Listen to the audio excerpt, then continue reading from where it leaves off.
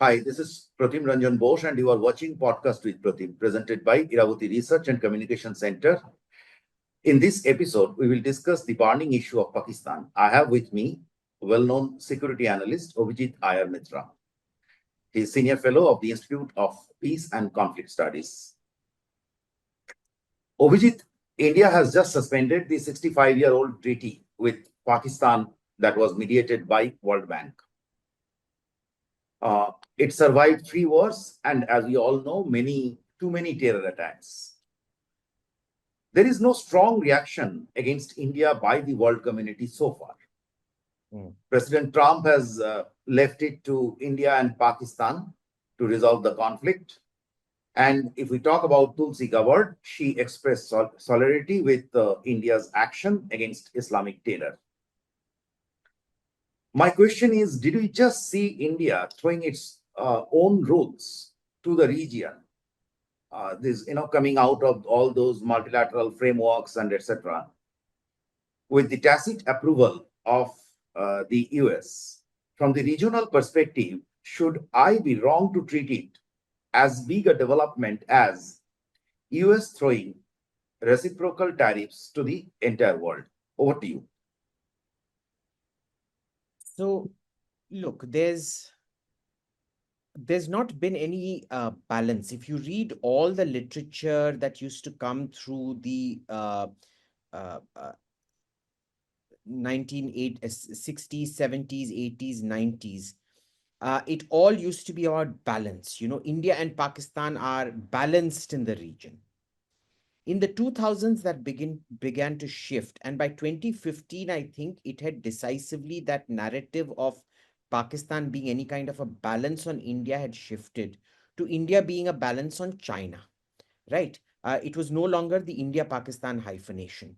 And I think that became very clear in 2018 when, Article 370 was abrogated.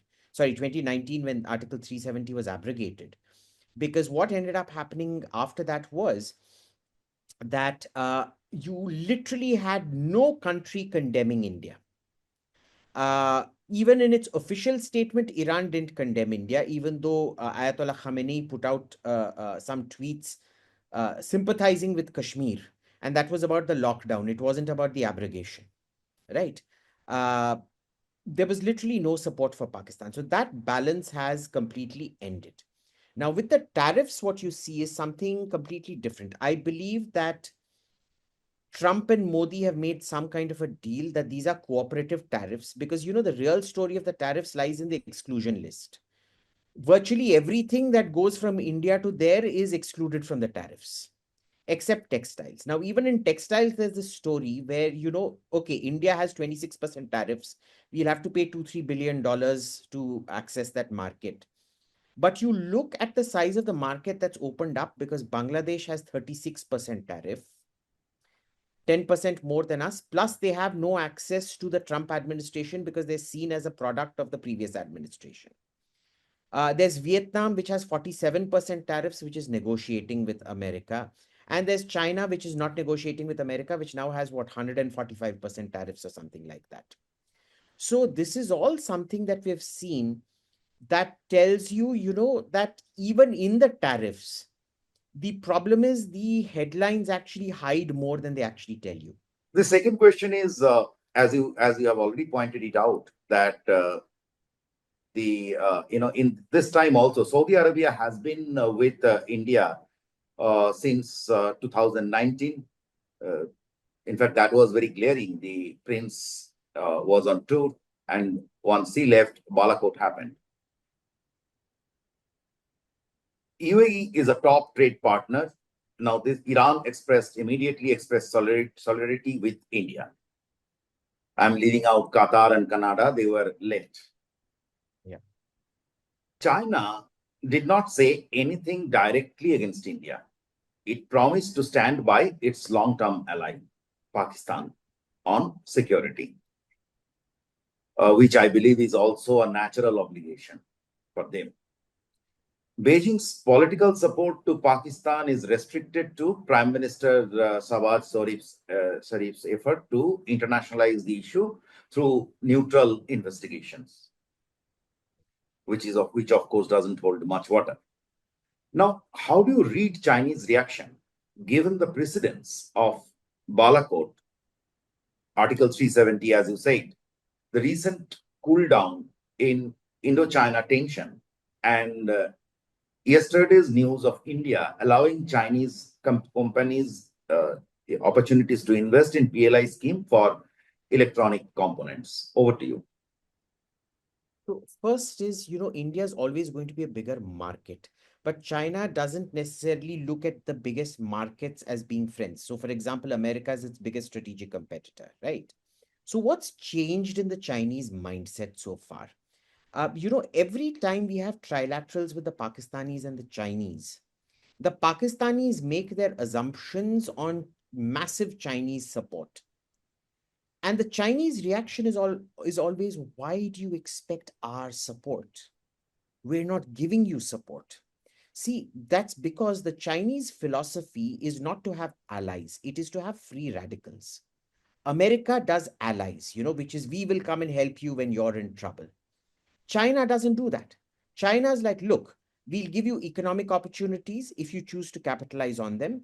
We'll also give you nuclear weapons, like they gave North Korea nuclear weapons, and North Korea acts as a very good free radical, which completely destabilizes Japan and Korea, who are the other big, South Korea, which are the other big competitors to China in that region, right? Have you ever seen North Korea ask for help even when they're going through famines and things like that? They don't. They don't seek military help. They don't seek a diversion, intervention, anything like that. Similarly, China uses Laos in ASEAN to disrupt ASEAN or tone down its dialogues and things like that. So Pakistan had that same role. Now China is like, look, we gave you nuclear bombs. Not one nuclear bomb, we gave you several designs, including the miniaturized nuclear bomb for use on tactical devices.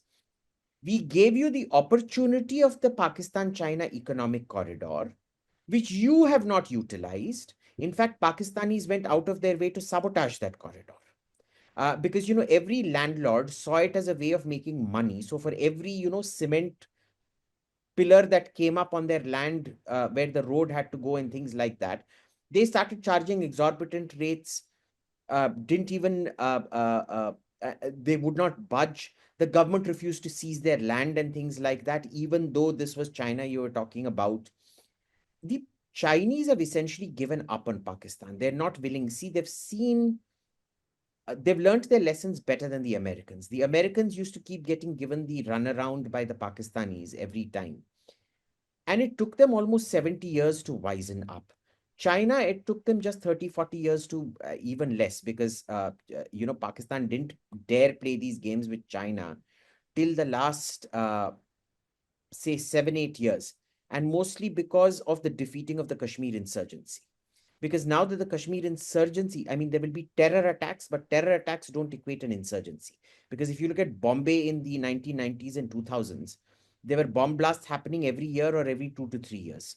Right. So terror attacks, yes, but that doesn't mean an insurgency. So what happens here is China is looking at Pakistan and saying, look, your economy is sinking.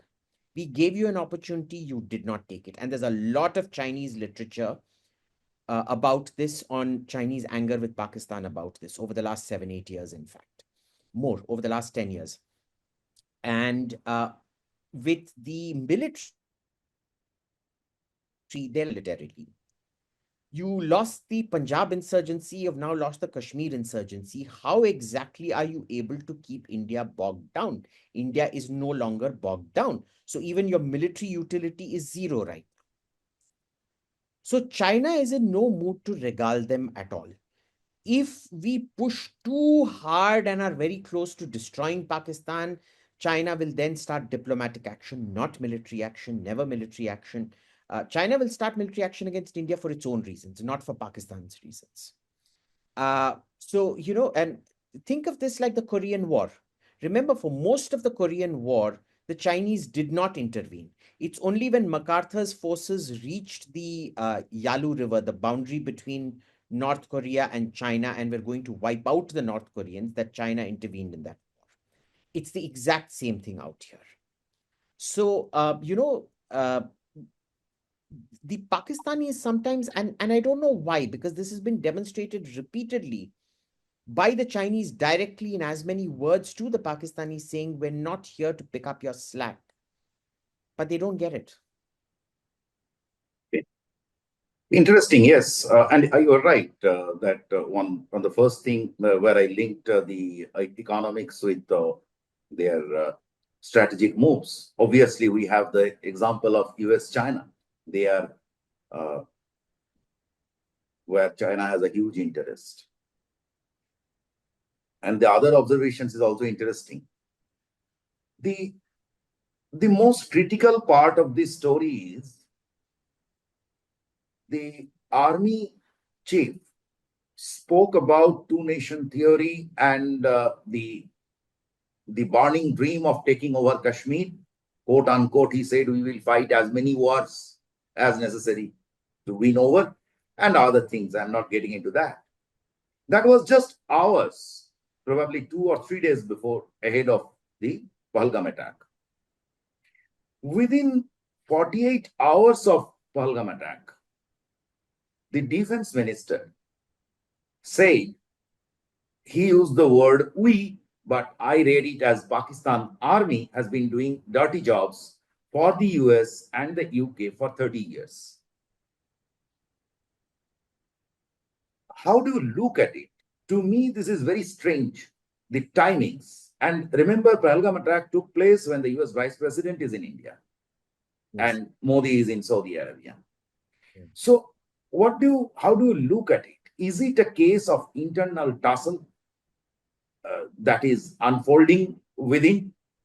Is it just a continuation of what began with Imran Khan? He fired at the army. So over to you. How do you look at it?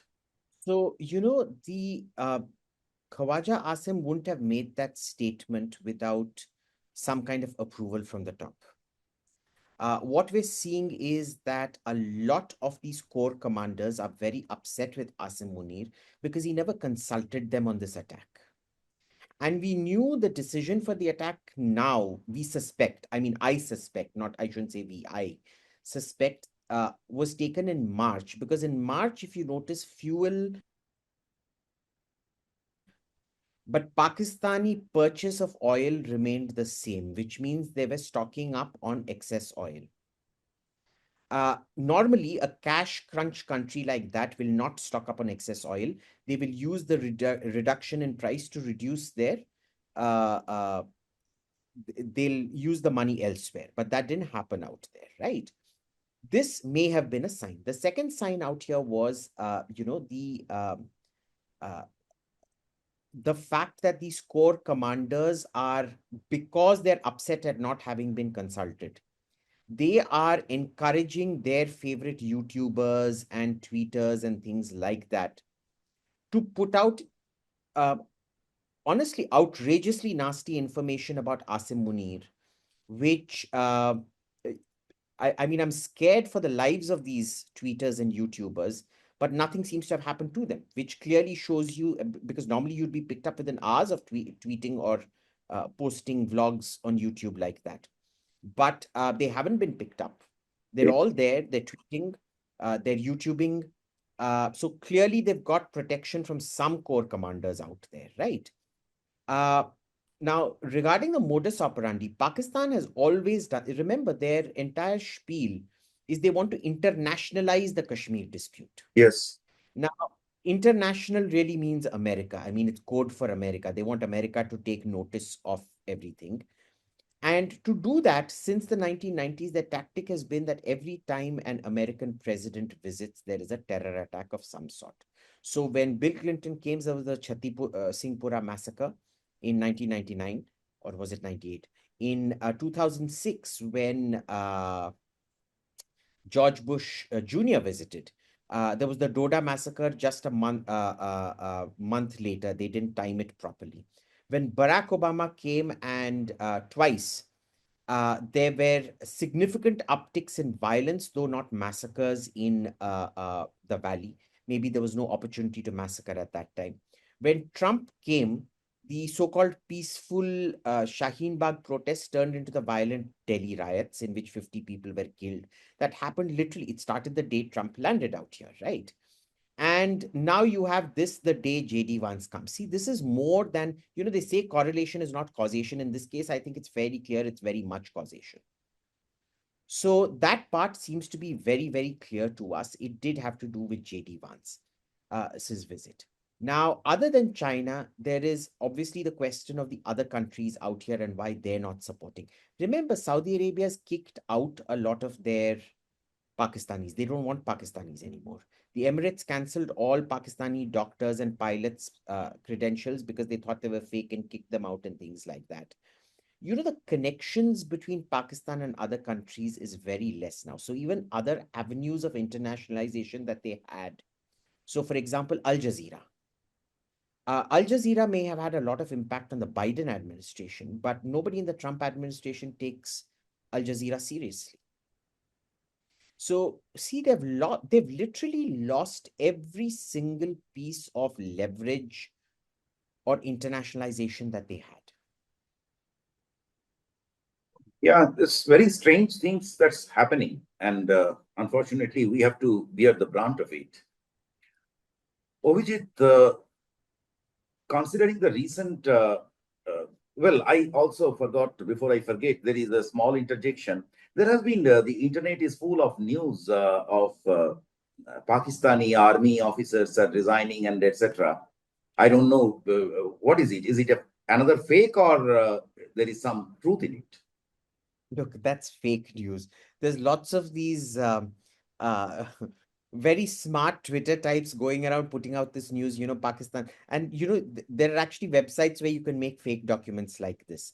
So Pakistan army is resigning. Shehbaz Sharif got hemorrhoids and he's in the hospital under treatment for hemorrhoids. Part of the communication war.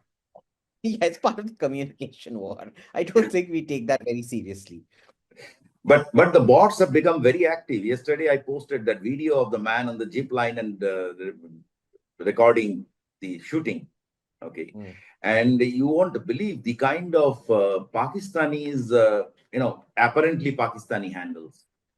So they came and just put haha marks, laughing emojis and etc. on my Facebook. I don't know, but so there has been some very serious war happening on the internet. Absolutely. Abhijit, how do you expect, given the bonhomie, very recent bonhomie between Bangladesh and Pakistan, how do you expect the India-Pakistan conflict to, whether it would have any fallout on Bangladesh? Look, Bangladesh is in a very bad place right now. They've got a temporary economic bump, which I didn't know till you told me, in fact, which turns out that it's panic buying from American suppliers before the sanctions kick in. But what happened? The tariffs kick in, sorry. Now, Bangladesh is trying a lot of things and it isn't working out.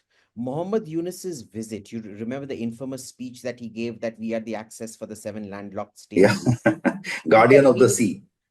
Yeah. India immediately cut off transshipment, which was a huge blow to what little exports Bangladesh had. Now, if they think a bankrupt country like Pakistan is going to save them in some form or way, well, best of luck to them. It really shows you about the poor caliber of decision making in Dhaka than it does any serious threat to India. But it is interesting the kind of steps that India took. These are the same things that China has been practicing. The weather and water weaponization. So I believe that it's to me it appeared very paradigm, quite a major change in systems. Abhijit, I'm the last question, and I might be overthinking. We all know that a major geopolitical contest is reaching a climax zone in Myanmar. Yeah. And their Indian stance is India has taken actually a middle path, the strategic order story. Yeah. This is the most suitable option for China. Hmm. And of course, US wants something, or it is told that they want something more aggressive. Now, do you think that the geopolitics that is unfolding with regard to Pakistan or India-Pakistan have any link? I mean, I'm talking about the quid pro quos, this side, that side, with this Myanmar contest story. So, Myanmar is one country I've always admired for one very simple reason. I don't think anybody in the world understands how to play China better than Myanmar. They invite the Chinese in, then kick the Chinese out. They crush their own Chinese minority and still maintain friendly relations with China. For that matter, they kicked out their entire Indian minority, well, most of their Indian minority, and still maintained very friendly ties with India as well. So, Myanmar is one of those And they countries which is didn't very care for your, they actually made a fun of US sanction. exactly. So, and Myanmar, therefore, is one of those countries that's very carefully insulated itself from being collateral damage in other people's conflicts. For example, the Rohingya problem, they exported it to Bangladesh. What have they really suffered because of it? There's a different problem going on there, which is half the country is now occupied by rebel armies and so on and so forth, and the government is losing ground. But their ability to calibrate China policy and insulate themselves from international meddling is something truly remarkable. So, no, I don't think it's linked to that exactly. Okay. And since we have some time, so do you think that Myanmar is actually the biggest story in this region that is happening? And how do you expect that to shape up? I think Myanmar is the smartest story in the region. It's not a big story because they're smart. Anytime you're not in the news is essentially good news. You know what they say, no news is good news. Yeah. So that is the case with Myanmar.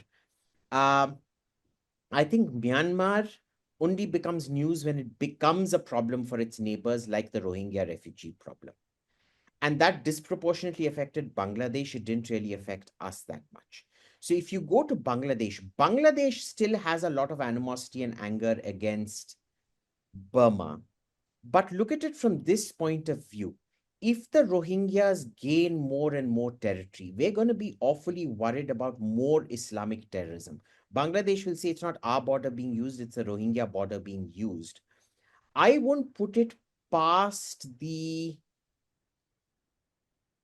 realm of reality where at some point Myanmar invites us in there to crush their rebels in some form or the other.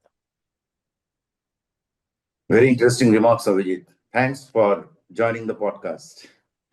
Thank you so much, Pratim. Always a pleasure.